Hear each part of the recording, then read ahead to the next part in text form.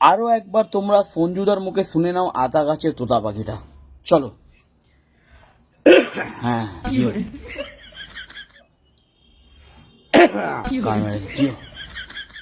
দুটো পাখি আর বলতে পারি না। আতা গাছে তোতা পাখি, ডালিম গাছে মৌ, হিরে দাদার মরমরে টান, সঞ্জু দাদার বউ। চলো।